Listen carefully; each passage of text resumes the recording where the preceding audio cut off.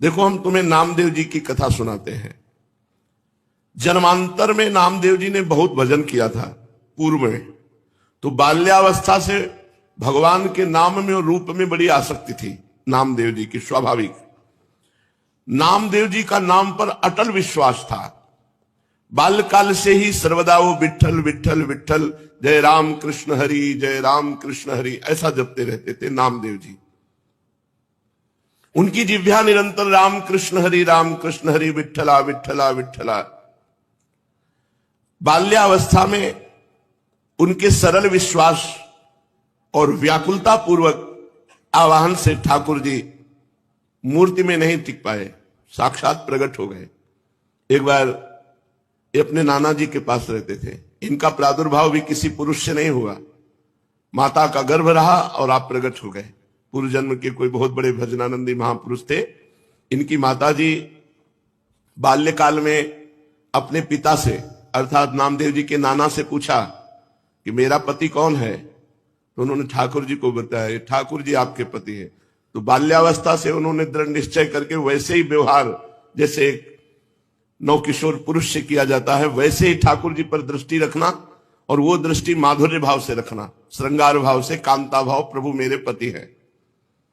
जब ये नव युवती हुई तब इन्होंने प्रभु से कहा कि मेरी मांग है कि मेरे संतान हो अब आपसे, जब आप हमारे पति हो तो आप हमारे संतान प्रदान करें। तो अनंत ब्रह्मांड जिनके संकल्प से प्रकट हुए, उन्हीं भगवान के संकल्प से नामदेव जी महाराज गर्भ में आ गए। अब जब गर्भ बढ़ने लगा तो आपस में लोगों की चर्चा हो रही, देखो सयानी लड़की का ब्याह न हो करने से यही दुर्गति होती है। ये चर्चा नामदेव जी के नाना के कान में पड़ी। अभी नामदेव जी गर्भ में ही थे। उन्होंने बेटी को बुलाया और कहा, ऐसा तो हम कभी नहीं सोच सकते थे कि हम इतने महाभागवत ठाकुर जी की सेवा परायण, बच्चापन से तुम्हें धर्म की शिक्षा दी, तुम गर्भ कैसे धारण कर लिए, कौन है तुम्हारा पति? तो उनका, पिताजी आप नाराज मत होइए, जिनको आपने पति बनाया कि ये तुम्हारे पति हैं, उनके सिवा आज तक मैंने किसी को देखा नहीं, किसी को छुआ नहीं। ये गर्भ मैं भगवान को साक्षी करके कहती हूं कि भगवान का ही है, इन्हीं का दिया हुआ है। बड़े प्रसन्न हुए, बोले अब मुझे किसी की परवाह नहीं कि कौन क्या करता है। तब नामदेव जी प्रकट हुए, बचपन से ही विठ्ठला विठ्ठला विठ्ठला। अब नामदेव जी जैसे जैसे होश में आने लगे तो नाना जी को सेवा करते देखते ठाकुर जी की, श्याम सुंदर की। उनके भी मन में आता, छोटे बच्चे थे, नाना जी मैं भोग लगाऊं, नाना जी मैं ठाकुर जी को स्नान कराऊं। तो उन्होंने कहा, जब हम किसी कार्य से बाहर जाएंगे तब तुम्हें सेवा दे देंगे, अभी तुम बहुत छोटे हो। थोड़ी देर में फिर आते, नाना जी देखो मैं बड़ा हो गया। बोले एक दिन में थोड़ी बड़ा हो जाता है, अभी थोड़ा और समय लगे। दूसरे दिन फिर, अब नाना जी बड़ा हो गया। बोले ठीक है, तुम सेवा के लायक बड़े हो गए हो, लेकिन जब हम जाएंगे कहीं तब। तीसरे दिन, नाना जी आप कब जा रहे हैं, कहीं तो जाइए आप। तो उनको ठाकुर सेवा के निमित्त से कुछ सामान लाने के लिए जाना था। तो कहा, देखो बच्चापन मत करना, हमारे ठाकुर जी भूखे ना रह जाए, उनको दूध पिलाओ, भोग सामग्री। बहुत प्यार से ठाकुर सेवा की जाती है। अरे भोग रख दिया, पर्दा लगा दिया, ऐसे नहीं हमारे यहां किया जाता। पर्दा भी लगा दिया तो पर्दा के अंदर आप बैठो, एक हाथ में पंखा हो और एक हाथ से ऐसे पवाते जा रहे हो। लाड़िले हैं, राजकुमार हैं, हमारे प्राण प्यारे हैं, अपने हाथ से भोग लगाते हैं राधा पी जी को। एक लोग बैठो पद सुनाओ, दूसरा पवाओ, उनको ऐसे गान बजान के से दुलार करके पाओ। कोई भूखे थोड़ी है, तुम्हारे भाव के भूखे। 45 मिनट भोग लगता है कम से कम, ऐसे पवाया जाता है। अब नाना जी गए, बहुत नाच पड़े कि आज मुझे ठाकुर सेवा मिली है। अब नामदेव जी ने जैसे नाना जी भोग पधराते थे पधराया, और इसके बाद वो पर्दा लगा के अंदर हो जाते थे, वो तो देख नहीं पाते थे। तो पर्दा लगा के आप अंदर हुए। अब भोग सामग्री में जैसे जल फेरा के जल रखना, भोग लगाना। नाना जी ने कहा भूखे ना रह जाएं, अगर ये भूखे रह गए और नाना जी से बता दिया तो कभी सेवा नहीं मिलेगी। नामदेव जी ने कहा ठाकुर जी पालो। वहां तो ठाकुर जी पा ही नहीं रहे, वो भाव से भोग लगाते थे। सबसे बड़ी पीड़ा ये थी कि नाना जी को ठाकुर जी कह देंगे कि मैं भूखा हूं और भोग नहीं पाया तो हमें सेवा नहीं मिलेगी। नामदेव जी ने बार बार प्रार्थना की, जब नहीं पाए तो नामदेव जी ने कहा कि देखो अगर नहीं पाओगे छुरी ली, अपना गला काट लेंगे। आपको पाना पड़ेगा, नहीं हमारी सेवा छूट जाएगी। अब वो सीधे एकदम सरल बच्चा बिल्कुल सच्चाई में उतर आए, वो भगवान प्रकट हो गए। कहा पाओ? बोले हम रोज वैसे ही पाते थे जैसे तुम पर्दा लगा दिया, हम ऐसे भाव से पा लेते थे, तुम तो जबरदस्ती कर। बोले नहीं, पूरी थाल का पाओ। जब शिकायत करोगे नाना से कि हमें वो ठाकुर जी बातचीत कर रहे हैं, अपने हाथ से नामदेव जी दूध पिला रहे ठाकुर जी को, तो अत्यंत व्याकुलता और सत्य भाव कि ठाकुर जी हैं, ठाकुर जी को प्रकट होना पड़ा और दुग्ध पान किया। बड़ी प्रसिद्धि नामदेव जी की, नाम का प्रकाश। भगवान विट्ठल उस दिन से रोज वार्ता करते थे नामदेव जी से। एक बार काशी आदि तीर्थों की यात्रा करके निवृत्तिनाथ, ज्ञानेश्वर, सोपानदेव, मुक्ताबाई, नामदेव और गोरा कुम्हार जी के घर ये सब बड़े बड़े संत बैठे हुए थे। समस्त साधुजन गोरा कुम्हार भी बड़ी ऊंची के स्थिति के महात्मा थे। तो उनके यहां एक थापी पड़ी हुई थी जिससे मटकी को गोल किया जाता है। मुक्ताबाई ने ऐसे थापी उठाई और गोरा कुम्हार से कहा, चाचा जी ये क्या वस्तु है? गोरा कुम्हार जी ने कहा, यह थापी है। मुक्ताबाई ने कहा, यह किस काम में आती है? गोरा कुम्हार ने कहा, इससे मिट्टी के घड़े को ठोक ठोक करके देखा जाता है कि पक्का हो गया कि कच्चा भी है। मुक्ताबाई ने कहा, अच्छा, इससे देख करके पता चलता है पीट करके कि घड़ा पक्का है या कच्चा? तो मैं देखूं घड़ा पक्का है कि कच्चा? तो उनका देख लो। उन्होंने समझा घड़े की बात। उन्होंने ज्ञानदेव, सोपानदेव, एकनाथ जी, बड़े बड़े भक्त जो बैठे थे, सब कैसे थापी मारी, कोई नहीं बोला। जब नामदेव जी के थापी मारी तो उन्होंने कहा, ये क्या है? ये क्या खिलवाड़ कर रहे हो? सर पे थापी मार।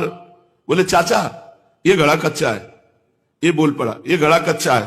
तो सब संत हंस दिए, गोरा कुम्हार जी भी हंस दिए और कहा, अच्छी बात है, कच्चे है नामदेव। गोरा कुम्हार ने जब कहा कि हां कच्चा, तो नामदेव जी को बड़ा सकुच लगा, एक अपमान जैसा प्रतीत हुआ और वे क्रुद्ध हो गए। उन्होंने कहा, दोबारा थापी हमारे माथे पे मत मार देना। और सब लोगों ने हमें कच्चा क्यों कहा?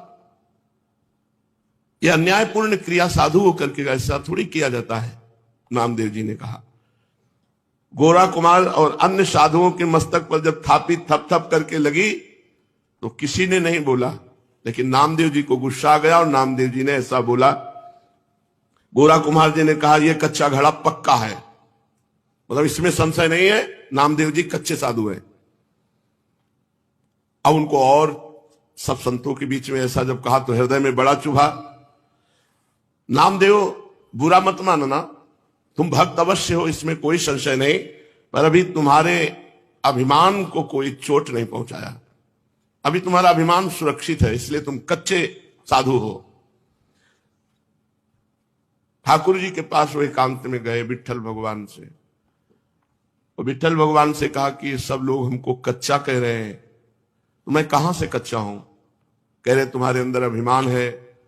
हमने वहां सभा में पूछा कि तुम कैसे कह सकते हो मैं कच्चा हूं? तो हमें जब भगवान साक्षात हमसे बात करते हैं तो कच्चा कैसे? तो उन्होंने कहा तुम निगूढ़ा हो, तुमने अभी तक गुरु नहीं बनाया, इसलिए तुम कच्चे हो। तो मैं आपसे ये पूछ रहा हूं कि गुरु का कार्य क्या होता है? आपसे मिला देना हो, आप रोज हमसे बात करते हो, तो हमें गुरु की क्या आवश्यकता है?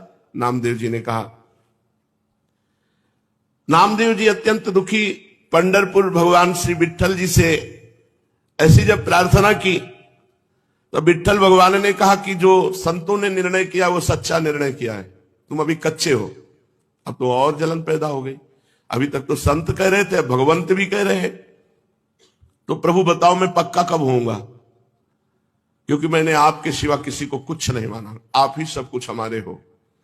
देखो जब तक तुम गुरु को स्वीकार नहीं करोगे तब तक तुम चाहे हमारे गले लगो, हमसे बात करो, हमारे संग खेलो, तो भी तुम कच्चे ही रहोगे।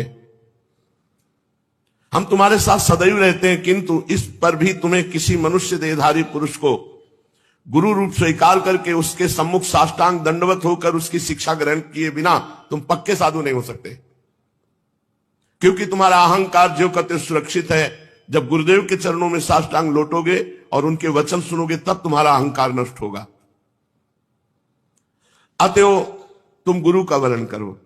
तो नामदेव जी ने कहा कि प्रभु मैं कहां गुरु खोजूं, किसको गुरु बनाऊं? तो कहा जाओ, सामने जंगल है, उसमें एक भगवान शंकर का मंदिर है, उसमें एक विशोबा खेचर नाम के महापुरुष पड़े हुए हैं, उनको गुरु रूप में वर्ण कर लो। वहां गए, बड़ी विचित्र दशा देखी। वो बड़े अवधूत कोटि के महापुरुष, भगवान शंकर के पिंड पर जो चिन्ह है शिवलिंग, उस पे तो पैर रखे हुए हैं और डेहरी पे सर रखे हुए आराम से सो रहे हैं। नामदेव जी गए, उन्होंने कहा कि इनको क्या गुरु बनाए, ये तो साधारण वैष्णव धर्म को भी नहीं जानते हैं। शिवलिंग पर पैर रखे हैं और डेहरी पर सिर रखे हैं। कहा महात्मा शिव जी से पैर हटाइए। तो आंख खोल के देखा और कहा बेटा जहां शिव ना हो वहां पैर रख दो। इस बात को समझ नहीं पाए कि कण कण शिव स्वरूप है, कोई ऐसा कण नहीं जहां शिव ना हो। उन्होंने पैर पकड़ा और हटाया, जे ही हटाया तो वहां दूसरा शिवलिंग, जिधर हटाते उधर शिवलिंग, क्योंकि सिद्ध महापुरुष ओहो चरणों में गिर गए। कहा बेटा कोई कण ऐसा नहीं जहां भगवान ना हो। बस नामदेव जी के हृदय में ये बात बैठ गई, कोई कण ऐसा नहीं है जहां भगवान नहीं, सर्वत्र भगवान है। नामदेव जी को उपदेश दिया। नामदेव जी ने विश्वोबा जी के चरणों में आत्मसमर्पण कर दिया। नामदेव जी विट्ठल भगवान को केवल मंदिर में ही मानते थे। एक दिन एक कुत्ता वो ठाकुर जी के लिए भोग बना रहे थे, रोटी बना के ऐसे रखी, घी गरम कर रहे थे, वो रोटी लेके भागा। गुरुदेव की बात याद आई, कोई कण ऐसा नहीं जहां श्री भगवान ना हो। तो कुत्ते में भी भगवान है। कटोरा घी का लेके पीछे भागे चले जा रहे, प्रभु रूखी मत खाओ, घी चुपड़ा लो। नाथ अब हमसे छुप नहीं सकते, गुरुदेव की कृपा हो गई, आप ही हो। कुत्ते में भगवान को ढूंढ लिया। भगवान विट्ठल भगवान कुत्ते से प्रकट हो गए और कहा देखा गुरु कृपा देखी, मैं ही मुक्ताबाई के हृदय में बैठकर तुम्हारे थाप मार रहा था, तो तुमने मुक्ताबाई में मुझे न देखकर मंदिर में आके शिकायत की, और आज गुरु कृपा हो गई तो कुत्ते में तुमने मेरे को पा लिया, कुत्ते में मेरा साक्षात्कार कर लिया। तो गुरु कृपा विशिष्ट है, केवल ग्रंथ से देखकर मंत्र पढ़ने से भगवत प्राप्ति नहीं होती, गुरु कृपा से होती। 6 महीने में भगवत प्राप्ति कर ली ध्रुव जी ने, क्योंकि ये साधु नहीं हो सकते, क्योंकि तुम्हारा अहंकार जो कहते सुरक्षित है। जब गुरुदेव के चरणों में साष्टांग लौटोगे और उनके वचन सुनोगे तब तुम्हारा अहंकार नष्ट होगा। अतएव तुम गुरु का वर्ण करो। तो नामदेव जी ने कहा कि प्रभु मैं कहां गुरु खोजूं, किसको गुरु बनाऊं?